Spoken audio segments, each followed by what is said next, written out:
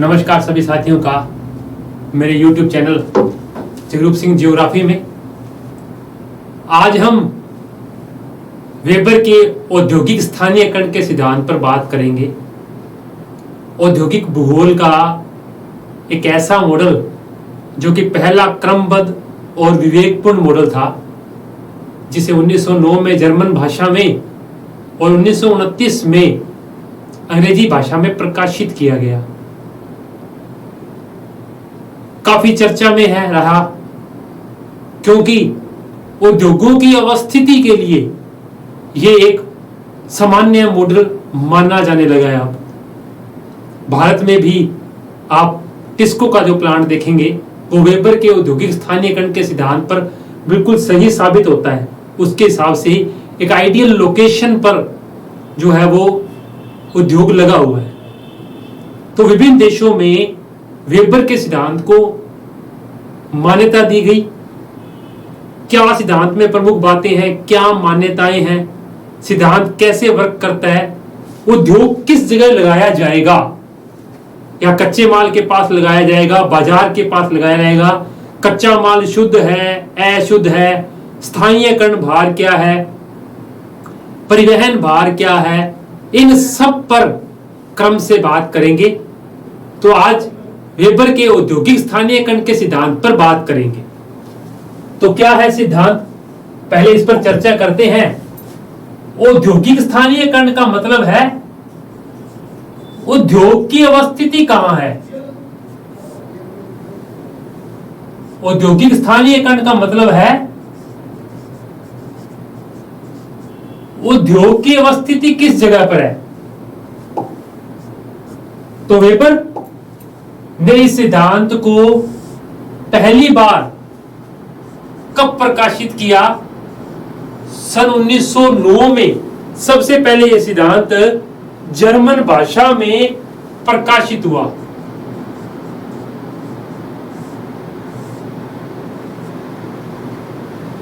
फिर यह सिद्धांत जर्मन भाषा से 1929 में अंग्रेजी भाषा में प्रकाशित हुआ। और जब अंग्रेजी भाषा में प्रकाशित हुआ तो इसका नाम था theory of location of industry.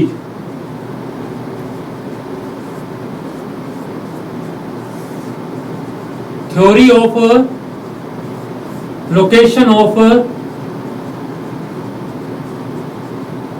Industries. तो ये सिद्धांत ये कहता है कि उद्योग मूलतः किस जगह पर लगाया जाएगा। तो सबसे पहले 1909 में जर्मन भाषा में और 1929 में इसे अंग्रेजी भाषा में प्रकाशित किया गया। अब वेबर अपने सिद्धांत में कुछ शब्द लेकर चलता है जिनके इर्द गिर्द ये सिद्धांत घूमता है। हम पहले उन शब्दों पर बात करेंगे। कुल ये 6 शब्द है। पहला पदार्थ है, पहला जो शब्द है वो है सर्वत्र सुलभ पदार्थ।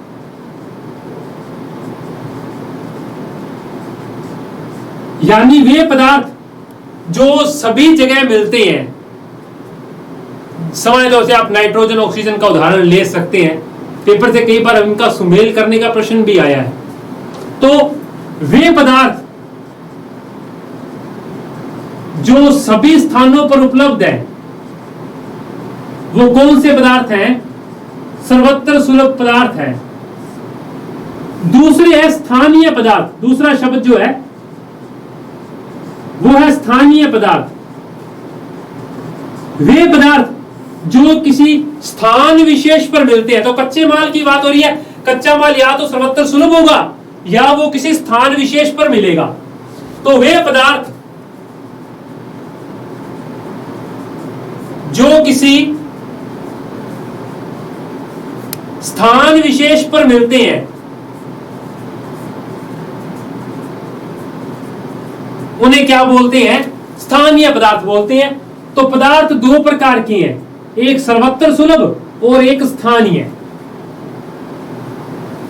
दूसरे पर बात करते हैं। आगे जो 2 पदार्थ है, तीसरा जो पॉइंट है वो है शुद्ध पदार्थ, प्योर मेटल, और चौथा है अशुद्ध पदार्थ।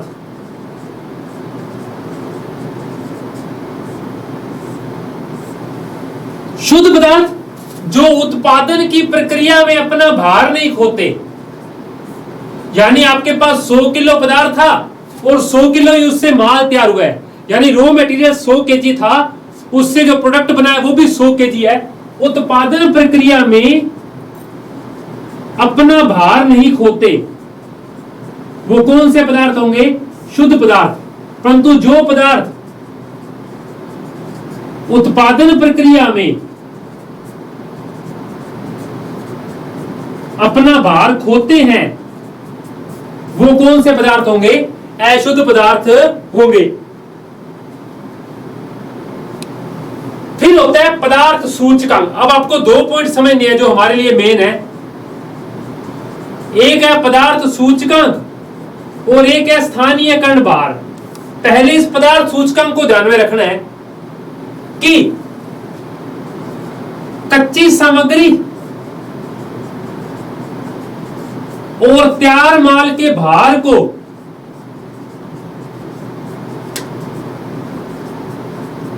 के अनुपात को क्या बोलते हैं? पदार्थ सूचकांक बोलते हैं। और जब ये 1 होगा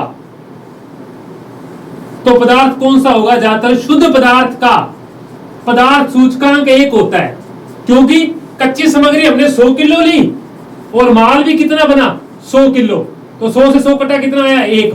बहुत बार यह प्रश्न पूछा गया है कि शुद्ध पदार्थ का पदार्थ सूचकांक कितना होता है, तो उसका आंसर होता है 1 होता है। तो पदार्थ सूचकांक में हमें इन दोनों बिंदुओं को काम में लाना है, शुद्ध पदार्थ या अशुद्ध पदार्थ, और इसमें भी कच्ची सामग्री और तैयार माल के भार को कहा जाता है। छठा और अंतिम पॉइंट है, उसको बोलते हैं स्थानीयकरण भार, लोकेशनल वेट। स्थानीयकरण भार या बोलते हैं लोकेशनल वेट, LW। इसको बोलते हैं MI, मैटर इंडेक्स। और इसमें क्या होता है?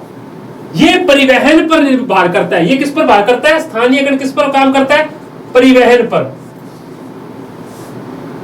कच्चे माल के स्रोत से उद्योग तक लाने और उद्योग से बाजार तक जाने जितनी भार ये यूज होगा उतना ही स्थानीयकरण भार होगा। मान लीजिए कि एक बार कच्चे माल को उद्योग तक लाए और बाजार तक भेजा, तो एक और एक कितना हो गया? स्थानीयकरण भार 2 हो गया।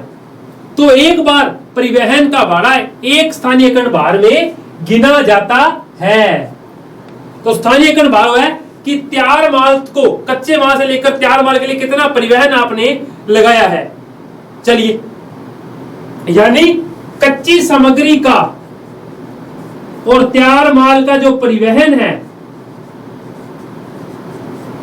उसको बोलते हैं स्थानीयकरण भार या लोकेशनल वेट। तो पहले वेबर के सिद्धांत में ये कुछ बातें हैं। कब प्रकाशित हुआ? सर्वत्र सुलभ पदार्थ जो सभी जगह है, स्थानीय पदार्थ जो किसी स्थान विशेष पर मिलते हैं, शुद्ध पदार्थ जो उत्पादन प्रक्रिया में भार नहीं खोते, अशुद्ध पदार्थ जो उत्पादन प्रक्रिया में भार खोते हैं, पदार्थ सूचकांक कच्ची सामग्री और तैयार माल के अनुपात को, और स्थानीयकरण भार जो है वो कच्ची सामग्री और तैयार माल के लिए कितना परिवहन किया गया है उसके अंकों में उत्पादित होता है। मेन स्टार पॉइंट ध्यान रखेंगे, शुद्ध पदार्थ का पदार्थ सूचकांक कितना होता है? 1 होता है। पहले तो ये वेबर के सिद्धांत में ये कुछ वर्ड और ये थे। अब उसी की तरह जैसे हमने बात की पिछले सिद्धांत में, वैसे इस सिद्धांत में भी कुछ मान्यताएं हैं। अब क्या क्या मान्यताएं हैं? यहां भी 6 मान्यताएं हैं। पहला, जिस प्रदेश में आपने उद्योग लगाना है या कारखाना लगाना है वो सम क्षेत्र हो, सम क्षेत्र, सम जलवायु, समान धरातल वाला होना चाहिए। पहली बात तो ये कि वो सम क्षेत्र हो, यानी समान धरातल, समान जलवायु। दूसरा कि जब आपने एक कारखाना लगाया है तो वो कारखाना एक उद्योग, और एक उद्योग में भी एक ही वस्तु पर, यानी एक समय में एक ही वस्तु के उत्पादन पर ध्यान दे। तभी लाभ की प्राप्ति होगी। तो दूसरी मान्यता, एक समय में एक ही वस्तु पर हम ध्यान देंगे। तीसरी मान्यता है वो है कि कच्चे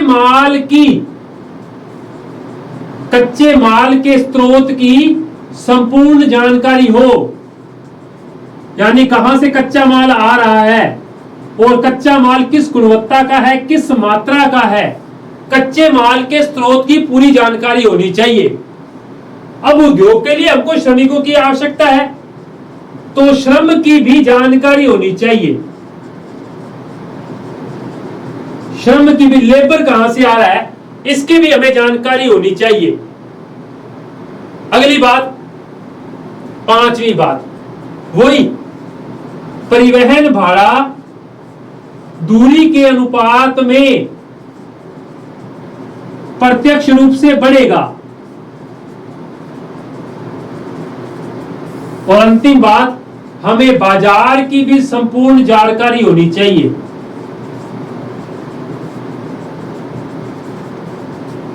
बाजार की भी संपूर्ण जानकारी होनी चाहिए। ये 6 मान्यताएं वेबर के सिद्धांत की हैं। पहला, कारखाना सम क्षेत्र और समान जलवायु का। दूसरा, एक समय में एक वस्तु पर ध्यान केंद्रित करेंगे। कच्चे माल के स्रोत का पूरा पता होना चाहिए, श्रम का पता होना चाहिए और बाजार का भी पता होना चाहिए। और अंतिम बात, परिवहन भाड़ा दूरी के अनुपात में प्रत्यक्ष रूप से बढ़ता है। ये इसकी छठी मान्यता थी। अब एक और बात, श्रम हमेशा निश्चित स्थानों पर ही मिलते हैं।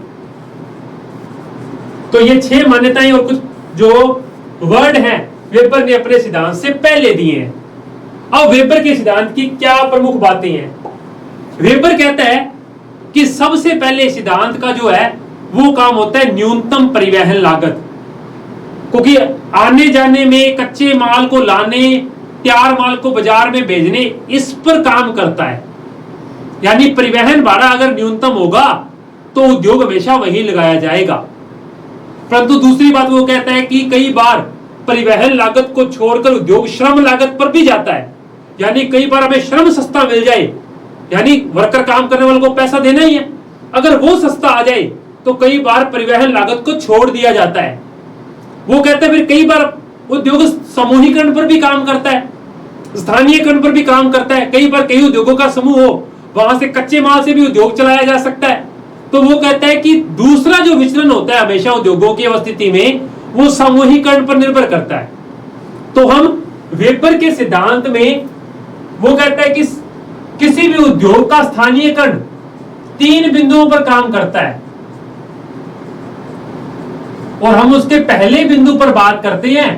पहला बिंदु है परिवहन लागत, और वो कहता है परिवहन लागत में 2 स्थितियां बनती हैं। पहली स्थिति, कच्चे माल का एक स्रोत हो, यानी एक कच्चा माल हो और एक ही बाजार हो।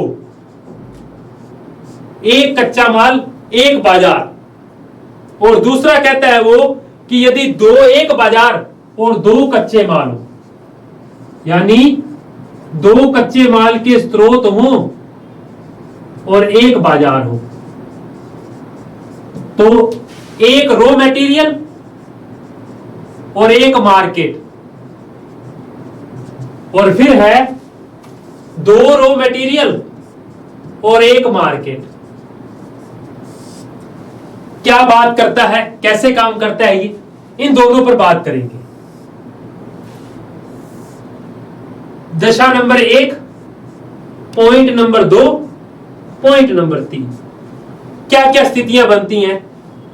वो कहता है अगर पहली स्थिति में कच्चा माल सभी जगह मिल रहा है, कच्चा माल सर्वत्र है, सभी जगह मिल रहा है, तो उद्योग हमेशा कहां लगेगा? बाजार के पास लगेगा, मार्केट के पास लगेगा। तो सिंपल सी बात है, अगर मुझे कच्चा माल बाजार के पास ही मिल रहा है तो मैं दूर से क्यों मंगाऊं? तो मैं उद्योग में परिवहन लागत को बाजार में ले आऊं।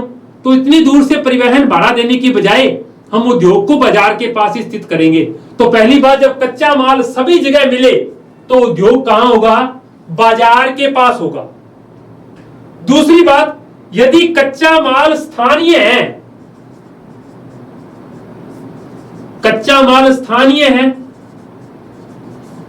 और क्या है, शुद्ध है। कच्चा माल स्थानीय है परंतु क्या है, शुद्ध। शुद्ध का मतलब उत्पादन प्रक्रिया में अपना भार नहीं खोला सीधा। तो भी उद्योग कहां लगाया जाएगा, मार्केट के पास ही लगाया जाएगा, या मार्केट और बाजार में से, मार्केट और कच्चे माल के पास कहीं भी लगा लीजिए। मान लीजिए ये कच्चे माल का स्रोत है और यहां आपकी इंडस्ट्री है। कच्चा माल शुद्ध है, 100 किलो लेके आएंगे तो कितना बनेगा, 100 किलो। तो चाहे तो मैं उद्योग को यहां लगा लूं इंडस्ट्री के पास, यानी मार्केट के पास इंडस्ट्री लगा लूं, क्योंकि एक बार तो मैं 100 किलो का पैसा दूंगा ही परिवहन का, या मैं उद्योग को यहां लेके आऊं रॉ मटेरियल के पास, क्योंकि कच्चा माल क्या है, स्थानीय है, किसी नियत स्थान पर मिल रहा है, मार्केट उससे दूर है। तो अगर मैंने यहां इंडस्ट्री लगाई तो 100 किलो में 100 किलो यहां बन गया, फिर भी मैं उसे बाजार के पास लेके आऊंगा। तो ज्यादातर लोग इस स्थिति में उद्योग को मार्केट के पास ही लगाते हैं, क्योंकि वहां किसी और बिंदु का भी प्रभाव देखने को मिल जाता है। तीसरा, आपको ये एक ही बिंदु ध्यान रखना है यहां जो हमारे लिए इंपॉर्टेंट है, यदि कच्चा माल स्थानीय है परंतु अशुद्ध है, तो उद्योग हमेशा रॉ मटेरियल के पास ही लगेगा। इस एक स्थिति को याद कर लेना, तीसरी स्थिति को, और कुछ नहीं याद करना आपने, ये एक स्थिति काम करने वाली है। अब मान लीजिए मेरे पास यहां उद्योग था, यहां रॉ मटेरियल का स्रोत है और यहां मेरे पास मार्केट है। अब मेरे पास कच्चा माल कैसा है, अशुद्ध है, यानी उत्पादन प्रक्रिया में माल अपना भार खो रहा है। मान लीजिए मैंने 100 किलो मंगाया और 100 किलो का भाड़ा देके इंडस्ट्री को मार्केट के पास लगाया, अशुद्ध है, 100 से कितना बना, 50 किलो। 50 किलो क्या गया, वेस्टेज गया, परंतु भाड़ा कितने किलो का लगा, 100 किलो का परिवहन भार। परंतु मैं अगर इंडस्ट्री को यहां लगाऊंगा तो मैं 100 किलो क्यों भरूं, तो मैं यही इंडस्ट्री लगा के 100 से 50 वेस्टेज यही रहेगा, मुझे 50 किलो का ये परिवहन भाड़ा देना पड़ेगा। इसलिए इस दशा में उद्योग हमेशा रॉ मटेरियल के पास जाता है, ये हमें ध्यान रखना है। ये स्थिति अपने को अच्छे ढंग से ध्यान रखनी है और यही पेपर में आती है, बाकी सब स्थितियां सही रहती हैं। पहली स्थिति एक स्रोत और एक बाजार था। अब हम दूसरे कच्चे माल, दो कच्चे माल एक बाजार की बात करते हैं। पहली स्थिति वही, दोनों कच्चे माल सर्वत्र है, यानी सब जगह मिल रहे हैं, तो उद्योग कहां लगेगा, बाजार के पास लगेगा। वही बात, उद्योग मार्केट पर ही जाएगा। चलिए दूसरी स्थिति, यदि दो कच्चे माल हैं और दोनों क्या हैं, शुद्ध है, उत्पादन प्रक्रिया में अपना भार नहीं खोते हैं, तो भी उद्योग कहां जाएगा, बाजार के पास जाएगा। अगर दोनों कच्चे माल शुद्ध हैं और दोनों स्थानीय हैं, या इनमें से एक भी स्थानीय है, तो उद्योग कहां जाएगा, मार्केट के पास जाएगा। यह दूसरी स्थिति है। वही बात, शुद्ध में भार नहीं खोएंगे, मैं कहीं भी लगा लूं। तीसरी स्थिति ध्यान रखनी है, यदि दोनों कच्चे माल बाजार से निश्चित स्थान पर है और दोनों शुद्ध है, तो भी क्या होगा, तीसरी स्थिति,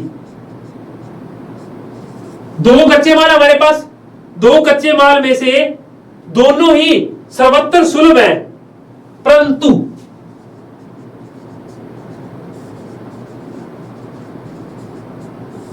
एक अशुद्ध है और एक क्या है, शुद्ध है, तब भी उद्योग कहां जाएगा, मार्केट के पास जाएगा। परंतु बात सिर्फ चार ध्यान रखनी है, दो कच्चे माल हैं, दोनों ही अशुद्ध हैं और दोनों ही स्थानीय हैं, तो उद्योग जो है हमेशा स्थानीय कर्ण त्रिभुज से ज्ञात किया जाएगा। बस ये कंडीशन, एक बार ही उद्योग रॉ मटेरियल के पास जा रहा है वो इस कंडीशन में, बाकी सब कंडीशन में उद्योग मार्केट के पास जाएगा। और एक ये कंडीशन है, दो कच्चे माल, दोनों स्थानीय, दोनों अशुद्ध, तो उद्योग की स्थिति जो है वो स्थानीय कर्ण त्रिभुज से ज्ञात की जाएगी। बहुत बार प्रश्न आता है स्थानीयकरण त्रिभुज किसकी देन है? तो उत्तर आएगा वेबर की। यह सारा भार का या परिवहन का कंडीशन था। बहुत बार यहां से प्रश्न आता है, आपसे पूछा जाता है। अब ये कहता है कई बार उद्योग परिवहन लागत को छोड़कर कहां चला जाता है? श्रम लागत पे। किसी कारण से परिवहन लागत से श्रम लागत कम हो जाए, यानी बहुत ही सस्ता श्रम मिल जाए, तो उद्योग इस जगह को छोड़कर कहां चला जाएगा? श्रम लागत पे चला जाएगा। और अंतिम है सामूहिकरण, यानी कई बार उद्योगों का समूह जो है वो कई बार किसी दूसरे उद्योग को वहां प्रतिस्पर्धा के कारण वहां लाकर अपनी अवस्थिति लगवा देता है। तो ये था वेबर का औद्योगिक अवस्थिति सिद्धांत, आपके सामने है। अगली कक्षा में किसी और सिद्धांत पर बात करेंगे। तब तक के लिए धन्यवाद।